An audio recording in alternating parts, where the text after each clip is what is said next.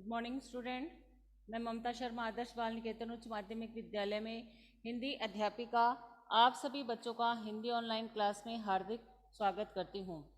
Student, आज हम अपनी पाठ्य पुस्तक वसंत भाग 3 से पाठ 2 का, जिसका नाम है लाख की चूड़ियाँ, और पाठ 3 का बस की यात्रा, इन दोनों चैप्टर का रिवीजन करेंगे, क्योंकि आपके एग्ज़ाम में ये दोनों जो चैप्टर है वो आने वाले हैं। आपको इसमें कोई भी दिक्कत हो तो आप मुझे पूछ सकते हैं कि इन चैप्टर में हमें ये दिक्कत है। हम दोबारा से आप अध्ययन कर रहे हैं आज इसके प्रश्नोत्तर का, कि आपके एग्ज़ाम में आपको कोई भी परेशानी नहीं उठानी पड़े। किस तरीके से प्रश्न आएंगे, कैसे क्या सॉल्व करना है, ये सब आपको मैंने बार बार में बता ही दिया है। और फिर भी आज हम इसके जो छोटे छोटे प्रश्न हैं वो देख लेते हैं। तो पहले हम देखते हैं बस की यात्रा के, जिसके लेखक हैं हरिशंकर जी परसाई। इनके अपना जो प्रश्न है वो पहले जो एबेसद में आएंगे आपके गूगल फॉर्म ऐप पे, आपको पता ही है 10 मार्क्स के आएंगे, तो उसमें से 1 मार्क्स के पूछे जाएंगे, और बहुविकल्पीय प्रश्न होंगे वो, जिसमें से आपको प्रश्न दे दिया जाएगा और इसमें आपको सही उत्तर का चुनाव करके उस पर निशान लगाना है कि कौन सा सही उत्तर है। उसमें गूगल फॉर्म पे टाइम भी फिक्स रहेगा, और एक बार टिक करने के बाद वो दोबारा सही नहीं कर सकते आप उसको। तो आप कैसे क्या प्रश्न आ सकते हैं उसका हम अध्ययन कर लेते हैं। जैसे बहुविकल्पीय प्रश्न में आपके आ सकता है कि लेखक को बस लग रही थी। लेखक को बस कैसी लग रही थी, हमने शुरू में चैप्टर में पढ़ा था। अब इसमें से आपके ऑप्शन में आ सकता है दयनीय, खराब, जंजर, टूटी फूटी। कैसी लग रही थी? लेखक को बस लग रही थी दयनीय, खराब, जंजर और टूटी फूटी। हाँ, जंजर अवस्था में थी, वो एकदम जीर्ण शीर्ण हालत में थी। फिर है लेखक को बस लग रही थी दयनीय, खराब, जंजर और टूटी फूटी। लेखक को बस दयनीय लग रही थी। क्यों लग रही थी? क्योंकि उसकी हालत बहुत ही खराब थी, और वो दयनीय तभी तो लगती है, वे टूटी फूटी है और इसके सारे जो पार्ट्स है उसने काम करना बंद कर दिया। तो जिस प्रकार एक वृद्धा होती है, एक बूढ़ी औरत होती है, उस पर सभी दया करते हैं, वैसे ही वो उस जो बस की हालत थी वो एक वृद्धा के जैसी थी, इसलिए वह बस है वो दयनीय लग रही थी। हाँ, गांधी जी के नेतृत्व में, हमने इसमें पढ़ा, अवज्ञा आंदोलन हुआ था सन 1935 में, मार्च 1930 में, अप्रैल 1932 में और मार्च 1936 में। कब हुआ था? हमने चैप्टर में पढ़ा था इसको। गांधी जी के नेतृत्व में सविनय अवज्ञा आंदोलन है वो मार्च 1930 में हुआ था। मार्च 1930 में हुआ था। ऐसे जो आएंगे प्रश्न इस तरीके से, वो आपको मैं प्रश्न छांट कर ऐसे बता रही हूँ। और पन्ना से सतना के लिए बस कितनी देर बाद मिलती है? आधा घंटा बाद, 1 घंटा बाद, 2 घंटे बाद, प्रातःकाल। कितने बजे मिलती है? 1 घंटे बाद। तो ये चैप्टर के शुरू में ही है कि पन्ना से सतना जाने के लिए बस है वो 1 घंटे बाद, 1 घंटे से मिलती है। ये हमने पढ़ा था, याद नहीं है क्या आपको? शुरू अपना जहाँ चैप्टर शुरू हो रहा है, जहाँ पार्ट शुरू हो रहा है, वहाँ की फर्स्ट या सेकेंड लाइन में है ये उत्तर, कि पन्ना से सतना के लिए बस 1 घंटे बाद है वो मिलती है। फिर आप कैसे पूछा जा सकता है आपको कि बस की यात्रा में बस कैसी थी? बस की यात्रा जो चैप्टर है उसमें बस कैसी थी? जवान थी, प्रौढ़ थी, वयोवृद्ध थी कि कोई नहीं थी? कैसी थी? हाँ, वयोवृद्ध थी। वो ऐसे लग रही थी, उसमें आया कि एक वयोवृद्ध की भांति वो बस है वो हमें लग रही थी। बस की यात्रा में गांधी जी के किस आंदोलन का उल्लेख है? असहयोग आंदोलन का, सविनय अवज्ञा आंदोलन का, उपयुक्त दोनों? किसका? हाँ, सविनय अवज्ञा क्या मैडम? इसमें सविनय असहयोग आंदोलन का नहीं है, सविनय अवज्ञा आंदोलन होगा इसमें। बस की यात्रा में गांधी जी के किस आंदोलन का उल्लेख है? इसमें जो चैप्टर है उसमें उल्लेख है सविनय अवज्ञा आंदोलन का, और वैसे आया है, प्रश्न में पूछा गया है, ये असहयोग आंदोलन वाला था, तो सविनय अवज्ञा आंदोलन है इसमें उत्तर। ऋषिकेश ने बताया एकदम सही। अच्छा सुनो, ये बस की यात्रा में गांधी जी के किस आंदोलन का उल्लेख है? नहीं, उसमें असहयोग आंदोलन का भी है, असहयोग आंदोलन का भी और सविनय अवज्ञा आंदोलन दोनों का है उसमें, तो उपयुक्त तो दोनों होगा उसमें, क्योंकि असहयोग आंदोलन कभी की सहयोग नहीं करना, असहयोग आंदोलन की तरह थी वो, बस अब याद आ गया। असहयोग आंदोलन और सविनय अवज्ञा आंदोलन दोनों होगा इसमें। तो इसका 8 का जो उत्तर है वो ग होगा। उपयुक्त दोनों सविनय अवज्ञा आंदोलन और सविनय अवज्ञा आंदोलन दोनों होगा, क्योंकि वह बस है वो असहयोग करी थी, इसलिए असहयोग आंदोलन बताया गया है, और सविनय अवज्ञा आंदोलन दोनों का इस पाठ में जिक्र है। फिर 9वां है, लेखक हरे भरे पेड़ों को क्या समझ रहे थे? लेखक जो हरे भरे पेड़ है उसको क्या समझ रहे थे? जीवनदाता, मित्र, दुश्मन या हितैषी? दुश्मन। हाँ, दुश्मन समझ रहे दुश्मन। थे। लेखक को हर पेड़ अपना दुश्मन क्यों लग रहा था? क्योंकि लेखक को लगा कि बस कहीं भी टकरा जाएगी, और टकरा जाने से क्या होगा, कोई भी बड़ी दुर्घटना हो सकती है। बस में कंपनी में कौन सवार थे? चौकीदार, हिस्सेदार, दावेदार या खातेदार? हाँ, हिस्सेदार। बस में कंपनी के हिस्सेदार थे, वो भी सवार थे। डॉक्टर मित्र ने बस के बारे में क्या कहा? कि बस खटारा है, बस अनुभवी है, बस अच्छी है, बस में कोई खराबी नहीं है। हाँ, बस अनुभवी है, कि बस है वो अनुभवी है, और इससे हमें कोई खतरा नहीं है, उन्होंने डॉक्टर मित्र ने बताया था ये बस के बारे में। 12वां है, लेखक एवं उनके साथियों को कहाँ की ट्रेन पकड़नी थी? लेखक व उनके साथियों को कहाँ की ट्रेन पकड़नी थी? सतना की, ग्वालियर की, भोपाल की या जबलपुर की? जबलपुर की, सही है। बस चलते चलते अचानक क्यों रुक गई?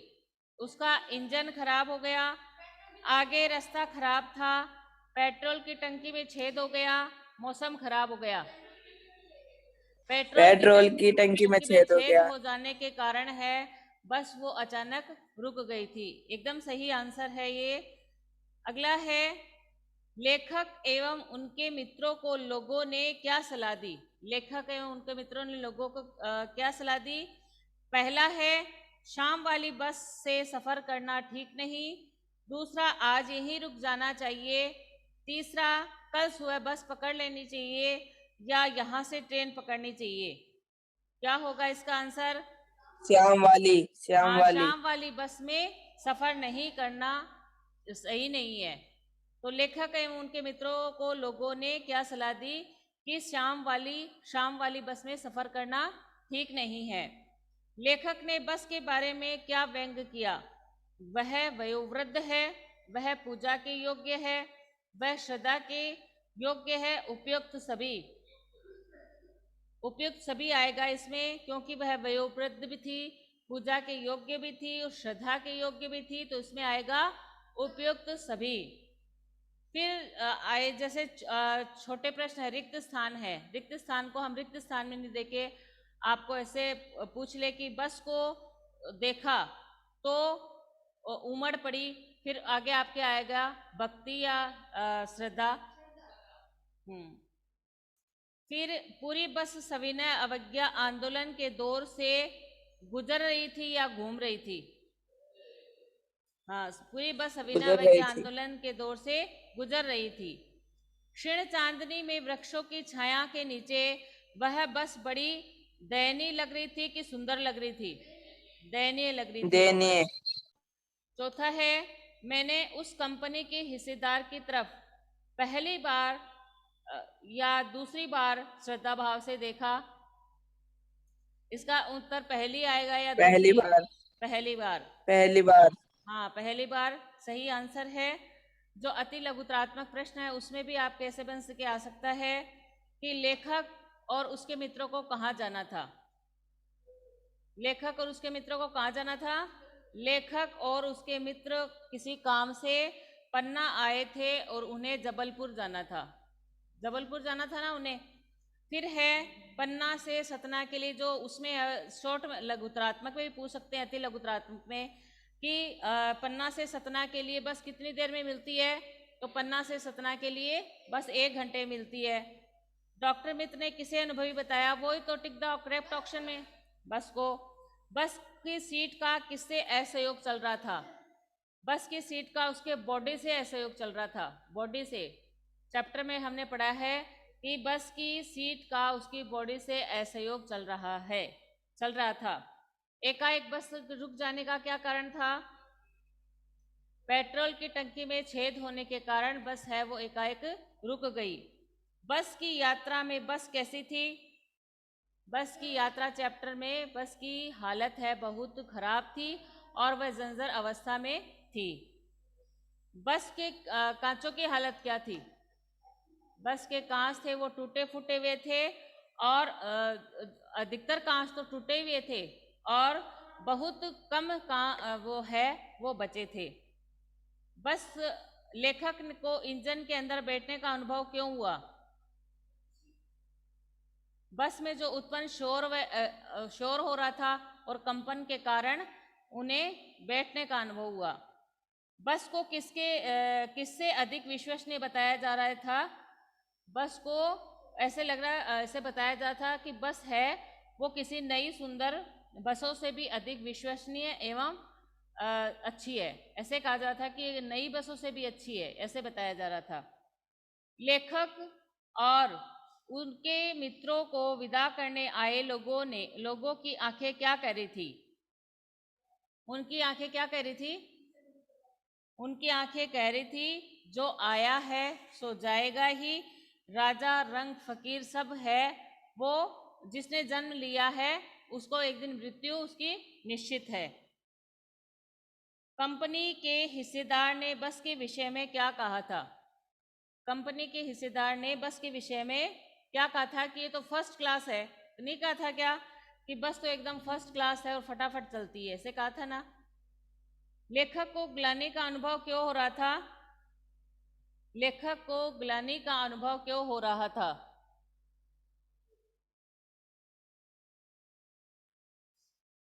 बेचारी जो वो बस थी वो एकदम वृद्धा जैसी थी, बूढ़ी जैसी थी। जिस प्रकार बूढ़े होते हैं हम उनकी सहायता करते हैं और तो हमें खुशी मिलती है, और उनको सताए तो हमें ग्लानि होती है ना।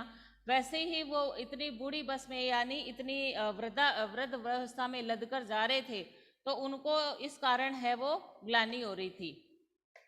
अब लघुत्रात्मक प्रश्न में अपना पहला है कि लोगों ने सलाह दी कि समझदार आदमी इस शाम वाली बस में सफर नहीं करते। लोगों ने यह सलाह क्यों दी? क्योंकि बस की जो हालत थी वह बहुत खराब थी। रास्ते में बस है वो कहीं भी और किसी भी समय धोखा दे सकती थी। बस यात्रियों को उनके गंतव्य स्थान तक पहुंचाने में समर्थ नहीं थी, और इसलिए लोगों ने कहा कि सलाह दी कि समझदार आदमी इस शाम वाली बस में सफर नहीं कर सकते। फिर दूसरा है, ऐसा जैसे सारी बस ही इंजन है और हम इंजन के भीतर बैठे हैं। लेखक को ऐसा क्यों लगा? तो लेखक को जैसा सारी बस ही इंजन है और हम इंजन के भीतर बैठे हैं, लेखक को जब लगा, जब बस को स्टार्ट किया गया, जब बस को स्टार्ट करी ना, तब पूरी बस है वो जोर की आवाज़ करती हुई हिलने लग गई। यानी इतनी इतनी जोर से आवाज़ हुई उसमें जब उसको स्टार्ट किया था। तो लेखक और उसके मित्रों को लगा जैसे सारी बस ही इंजन है और हम इंजन के भीतर बैठे हैं।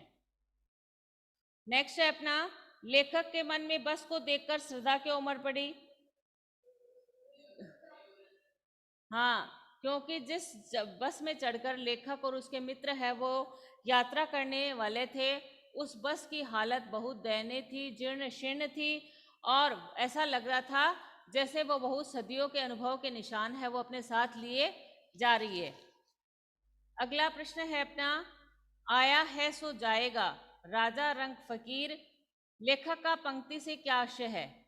लेखक का पंक्ति से यह आशय है कि इस संसार में जिसने जन्म लिया है उसकी एक दिन मृत्यु निश्चित होगी और उसे एक दिन अवश्य जानना पड़ेगा, चाहे वो राजा हो, चाहे फकीर हो, चाहे भिखारी हो, चाहे धनवान हो, कैसा भी व्यक्ति हो, ये शाश्वत सत्य है कि जिसने जन्म लिया है इस धरती पर उसकी मृत्यु एक दिन निश्चित है। सतना जाने वाली बस में यात्रियों के साथ और कौन जाने वाला था? उसका बस के संबंध में क्या विश्वास था? हाँ, सतना जाने वाली बस के यात्रियों के साथ जो बस कंपनी का एक हिस्सेदार था वह भी जाने वाला था। उसका बस के संबंध में यह विश्वास था कि बस है वो एकदम फर्स्ट क्लास है और यह अवश्य ही चलेगी। फिर नेक्स्ट है अपना कि हमें ग्लानि हो रही थी, लेखक और उसके मित्रों को किस कारण ग्लानि हो रही थी? तो लेखक और उसके मित्र को ग्लानि इसलिए हो रही थी क्योंकि वह बस थी वो बहुत पुरानी थी और लेखक और उसके जो मित्र है उसको वृद्धा मान रहे थे और जिसके प्राण कभी भी समाप्त हो सकते हैं, इसलिए उन्हें ग्लानि हो रही थी। ऐसे लगता था क्योंकि प्राण समाप्त होने से मतलब क्या है कि बस एकदम पूरी तरह से कभी भी खराब हो सकती थी, क्योंकि उसकी जो बॉडी है वो पूरी हिल रही थी, पेट्रोल की टंकी में छेद हो गया था, कांच थे वो अधिकतर टूटे हुए थे और ऐसे जिस यात्री उसमें बैठे हुए थे तो उसमें ऐसा लग रहा था जैसे बस के साथ हम चल रहे हैं या बस हमारे साथ चल रही है, या उस पे जो सीट है वो सीट पर हम बैठे हैं या सीट हम पे बैठी है, वो ऐसा लग रहा था क्योंकि बस है वो पूरी हिल रही थी। नेक्स्ट है अपना, हमें ग्लानि हो, अच्छा सॉरी, इसे तो किसी क्रांतिकारी आंदोलन का नेता होना चाहिए। लेखक ने ऐसा क्यों कहा? बस कंपनी के जो हिस्सेदार थे, जो बस में सवार था, वह बस की बुरी हालत के विषय में जानता था, फिर भी उसने अपने प्राणों की परवाह न करके उसमें सवार था और उसे अपनी जो मृत्यु का भी कोई भय नहीं था। इसे देखकर लेखक ने कहा कि इसे तो किसी क्रांतिकारी आंदोलन का नेता होना चाहिए, यानी जो क्रांतिकारी नेता होते हैं वो उसे अपने जान माल की परवाह नहीं करते। उन्हें पता है अगर हम कोई भी क्रांति करेंगे तो सरकार है, जो अंग्रेज अधिकारी थे वो उन्हें मृत्युदंड भी दे सकते थे, तो वो अपनी मृत्यु साथ में लिए घूमते थे। तो वैसे ही बस कंपनी के हिस्सेदार को तो पता था कि बस एकदम खराब है, लेकिन वह बस में सफर कर रहे थे, तब ऐसा लगा लेखक को कि किसी को क्रांतिकारी दल का नेता होना चाहिए था। आगे है, डॉक्टर मित्र ने बस के संबंध में क्या व्यंग किया था? क्या व्यंग किया था डॉक्टर मित्र ने? डॉक्टर में, हाँ, कि डरने की कोई बात नहीं है, यह नई नवेली बसों से ज़्यादा विश्वसनीय है और हमें क्या करेगी, बेटी की तरह गोद में लेकर यह जाएगी। कि इसे नई नवेली जो बस है उससे भी ज़्यादा उन्होंने विश्वसनीय बताया उसे। फिर लोगों ने लेखक को शाम वाली बस में न जाने की सलाह क्यों दी? ये तो हमने बार बार पढ़ ही लिया, क्या होगा इसका उत्तर?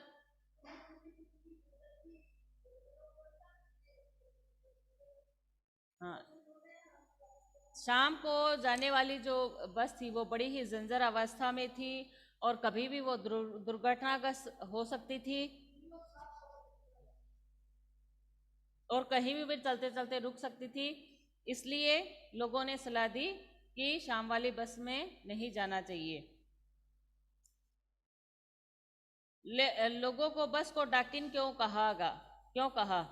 लोगों ने बस को डाकिन क्यों कहा?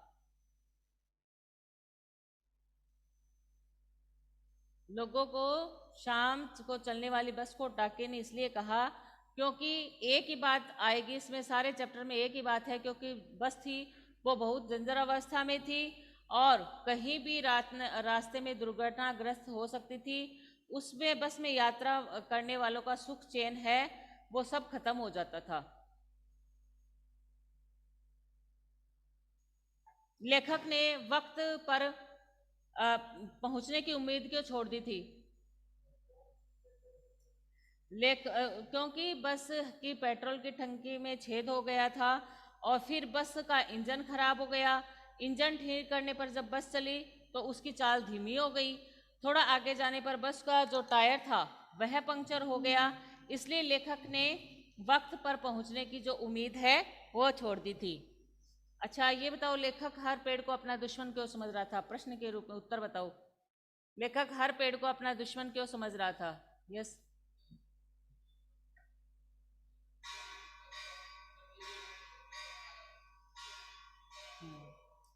वो हाँ सही है कि बस की जो हालत थी वो खराब थी, उसे जबरदस्ती चलाया जा रहा था, तो उसका ऐसा कभी भी ब्रेक फेल हो सकता था। इस भयभीत मन स्थिति से जो भी पेड़ सामने आता, लेखक को लगता कि यह बस है वो पेड़ों से टकरा जाएगी और कभी भी इसकी टकराकर दुर्घटनाग्रस्त हो जाएगी, कोई बड़ा हादसा हो जाएगा। सेकंड वाला और देखेंगे, जब बुक देने का सेकंड वाला, लाख की चूड़ियां, थोड़ा सा देख लेते हैं। लाख की चूड़ियां का देखो,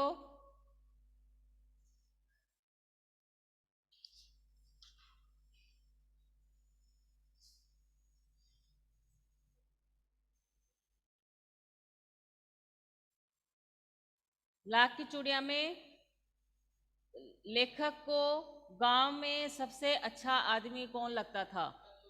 हाँ, सारे गांव में पाठ के शुरू में दे रखा है, सारे गांव में लेखक को बदलू सबसे अच्छा आदमी लगता था।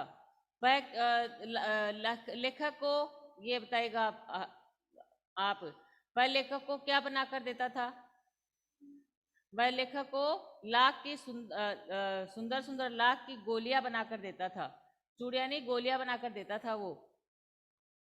और लेखक के बदलू को बदलू मामा ने कह के बदलू काका क्यों कहते थे? क्योंकि उसके गांव के लोग उसे बदलू काका कहा करते थे।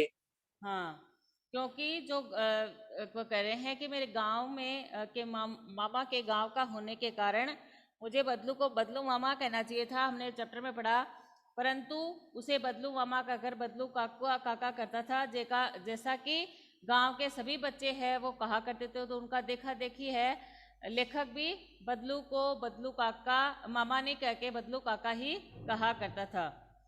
बदलू का मकान कहाँ था? हाँ,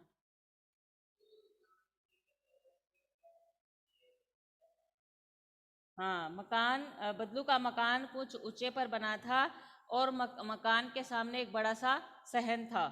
सहन यानी जो आंगन होता है उसके लिए कहा गया है। बदलू किस पर बैठकर अपना काम किया करता था? मचिया मचिए पर। पर। बदलू मचिए पर। मचिया पर बैठकर अपना काम किया करता था। मैंने अंडरलाइन करवाया है, वही प्रश्न पूछ रही हूँ मैं आपसे जो मैंने अंडरलाइन करवाए हैं। बदलू सदा यह कार्य सदा अपने मचिया पर बैठकर किया करता था। गांव लेखक का दोपहर का समय किसके साथ बीतता था? हाँ, गांव में लेखक का जो दोपहर का समय है वो बदलू के साथ बीतता था। बदलू सॉरी, जो ये क्या ना, हाँ, बदलू है वो उसको क्या कहकर पुकारते थे लेखक को? लल्ला। लल्ला कहकर पुकारते थे। वो तो बदलू क्या करता था, काका कहा करता था, और जो बदलू काका है वो लेखक को लल्ला कहकर पुकारते थे। आप उत्तर नहीं दे रहे हो? हाँ, बदलू क्या था? मनिहार। बदलू मनिहार था। उसमें ऑप्शन में ऐसे आएगा, पूछा जाएगा क्या था वो, तो ऑप्शन में मनिहार था कि किसान था कि ये मजदूर था तो आपको वो क्या करना है कि बदलू मनीहार था। वस्तु विनिमय क्या होता है? हाँ। हम्म। मैडम एक चीज के बदले दूसरी चीज लेना। हाँ बताओ। एक चीज के बदले दूसरी चीज हाँ लेना। बस। हाँ कि अब जो वस्तु विनिमय का तरीका था, जिसमें अनाज के बदले उसे क्या कर के ले जाते थे, चूड़ियाँ ले जाते थे, यानी वस्तु के बदले दूसरी वस्तु ले जाना है। लेकिन आजकल की ये पद्धति में बदलाव आ गया है और आज किससे होते हैं सारे काम? आज सारे काम पैसे से होते हैं। और जब बदलू था तो बदलू के काम जो था वो क्या था? चूड़ियाँ बेचना। और वह क्या करता था? वस्तु के बदले वस्तु देता था। ये लोग उसे चूड़ियाँ तो ले जाते और उसके बदले में अनाज दे जाते थे। बदलू का स्वभाव कैसा था? बदलू एकदम सीधे स्वभाव का था।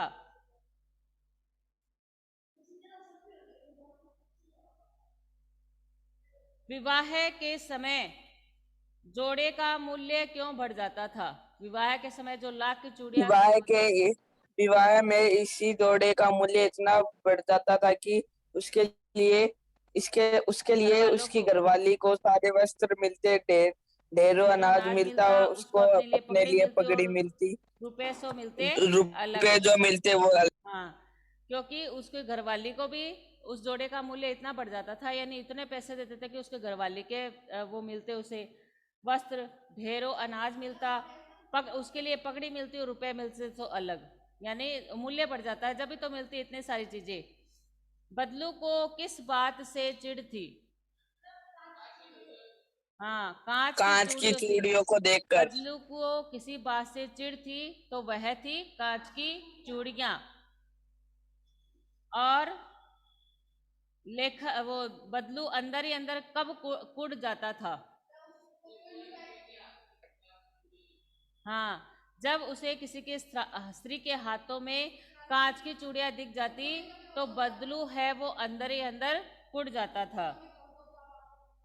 इस ऐसे प्रश्न पूछे जाएंगे आपसे। लेखक है वो अ, कब अपने मामा के यहाँ जाता था? गर्मियों की छुट्टियों में जाता था। और एक जो है प्रश्न कि लेखक कितने वर्षों बाद में दोबारा जब कितने वर्षों बाद में गया है? 8-10 वर्ष बाद में।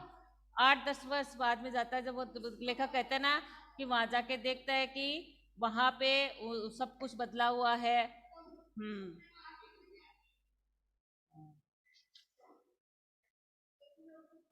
दूरी होने के कारण, हाँ। लेखक के पिता की दूरी होने के कारण शहर में बदली हो गई बद, और वह एक अवधि के हाँ। बाद 8-10 वर्षों के बाद आया। हाँ, बदलू ने आखिरी जोड़ा कब बनाया था? यह संगीत। हाँ, बदलू ने आखिरी जोड़ा जमींदार साहब की बेटी के विवाह पर बनाया था। बदलू के मन में ऐसी कौन सी व्यथा थी जो लेखक से छिपी नहीं रह सकी? हाँ, बदलू के मन में ऐसी कौन सी व्यथा थी जो लेखक से छिपी नहीं रह सकी? मशीनी युग के कारण क्या हो गया था? बदलू के जीवन में बदलाव आ गया था, उसका काम धंधा है वो बंद हो गया था, उसका रोजगार, पैसे आने बंद हो गए थे। तो यह जब लेखक ने देखा तो उसकी, हाँ, तो उसकी व्यथा थी, जो उसकी पीड़ा थी, लेखक से छिपी नहीं रही। मशीनी युग से बदलू के जीवन में क्या बदलाव आया?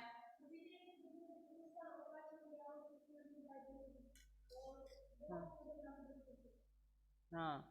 मशीनी युग से बदलू के जीवन में ये बदलाव आया कि बदलू की व्यवसाय बंद हो गया, वह हाँ। बेरोजगार हो गया, काम न करने से उसका शरीर भी ढल गया, उसके हाथों माथे पर नसें उभर आई, अब वह बीमार रहने लगा। हाँ, एकदम सही आंसर है। तो मैंने आपको बता दिया है कि किस तरीके से आपके पेपर आएगा, किस तरीके से आपको सॉल्व करना है। 10 नंबर के मार्क्स तो आएंगे एबेसेडे ग्रुप में गूगल फॉर्म ऐप पे, और 10 नंबर के क्वेश्चन आंसर होंगे जिसमें आपके प्रार्थना पत्र भी शामिल होगा और ये प्रश्नोत्तर भी शामिल होंगे। अपनी क्लास का टाइम है वो हो गया है, इसलिए हम अपनी कक्षा है वो यहाँ पर समाप्त करते हैं। Thank you, have a nice day.